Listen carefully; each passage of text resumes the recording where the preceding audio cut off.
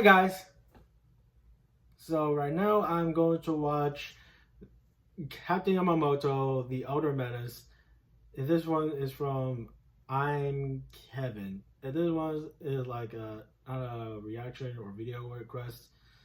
It's just one that's been on my mind for quite some time, but well, I just got like the chance because like a lot of stuff just happened for the past like few weeks. Yeah, if you guys don't know about who Yamamoto is, y'all need to watch Bleach. It's not living under that dank ass rock. No insult. I'm just saying, you got to enjoy the true. I want to say like the true shonen animes, since Bleach is more like a modern one. Is a Bleach more like a modern manga and anime series that have been going on for about, I would say, 25 years. Yeah, it's been going on for about 25 years.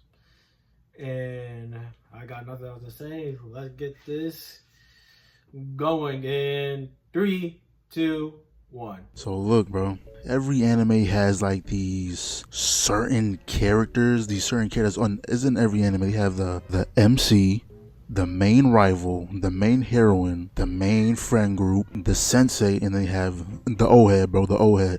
We all know the old heads of anime are a force to be reckoned with, bro. Seriously. They're set to the fullest. They don't let nobody test them. With that being said, bro, this brings us to the man of the hour. I feel like he deserved his own video a long time ago. Captain Yamamoto.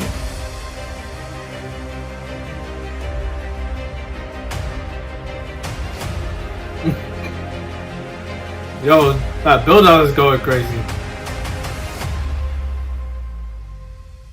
So this whole thing takes place during the 1,000-year Blood War arc, right? Oh, the Soul Society is getting invaded by like a whole gang of Quincy's, bro. Like they came up 500 deep. They was ready to throw nothing but hands, bro. They was on timing. There's one lieutenant, I don't know his name. I think he's the one with the 69 on his head. The Quincy that was fighting goes by the name O. The lieutenant was getting his fade ran. The thing is, we don't even know that. We didn't see the fight, but the first thing we see is him getting slammed into a wall, bro.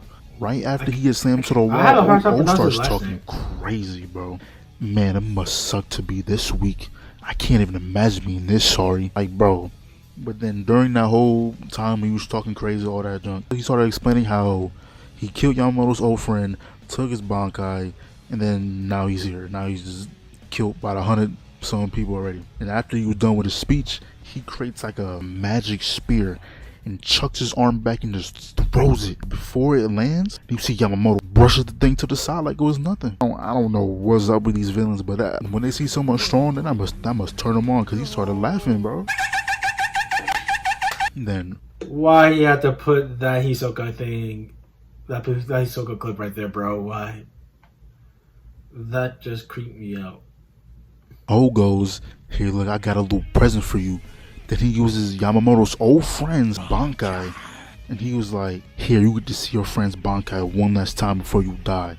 Bro, you know in anime, when somebody is so strong that attacks do nothing to them, bro, that's pretty much what just happened, bro. So then Yamamoto gets hit with a Yamamoto get hit with that lightning attack. Struck down by Zeus. He goes, tasty. He ran him down, eviscerated him with a single slash. After he caught a body, he turns around and just flames behind him. He made a whole album cover, but with his death, bro.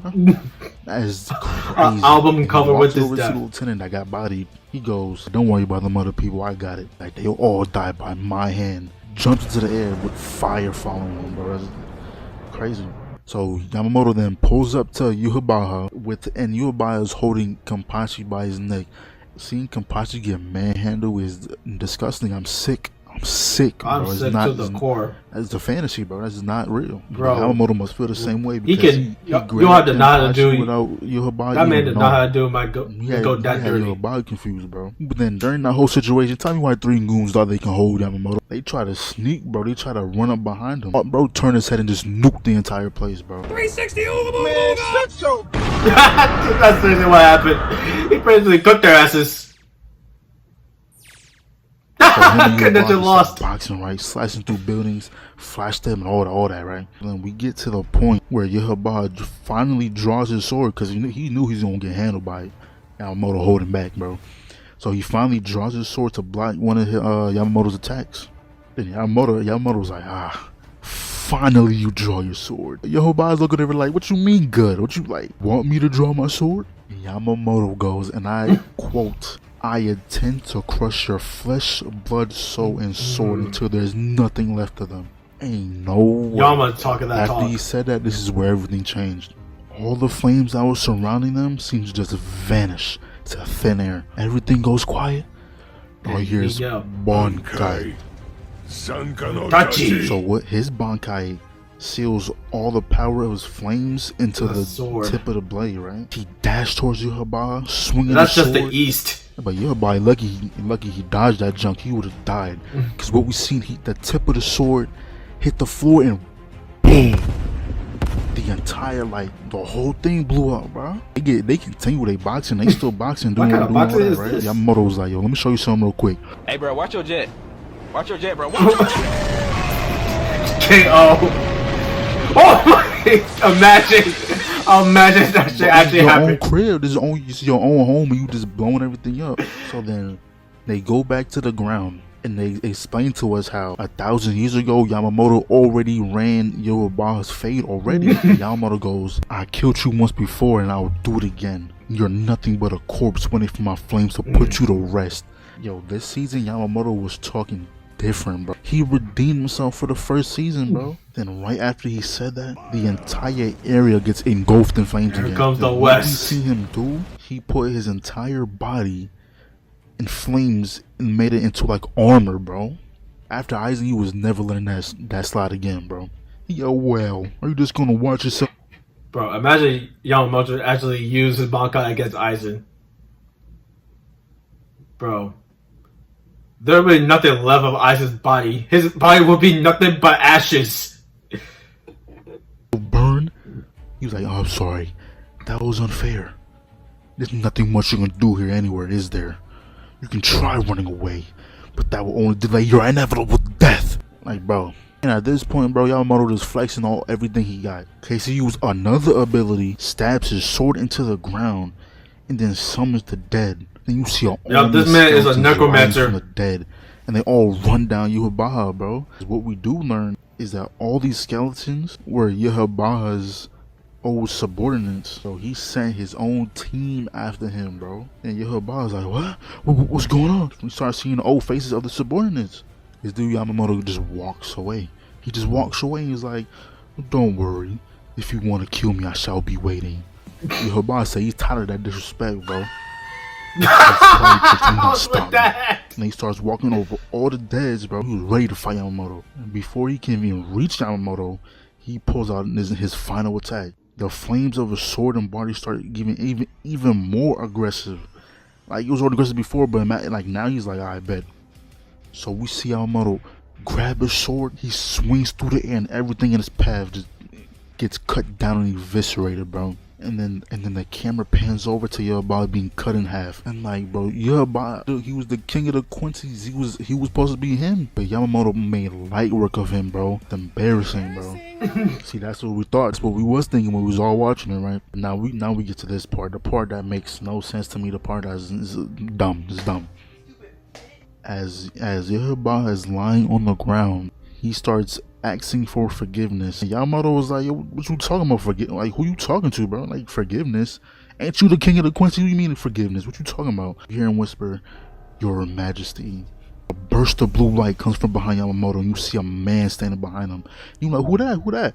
Turns out the whole time Yamamoto was fighting a clone, and the real Yamamoto was talking to Aizen the whole time. I bet. He's like, I'm still ready to fight. He tries to use his Bankai again. He was like, I'm gonna body you the same way I bodied your clone. As Yamamoto was trying to use his Bankai, Yamamoto is like, no, stop that, man. What do you think this is?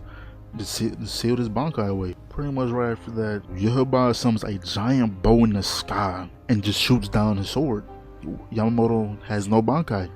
He's out of options. What are you supposed to do? With ease, Yamamoto grabs his sword and just slices Yamamoto in half.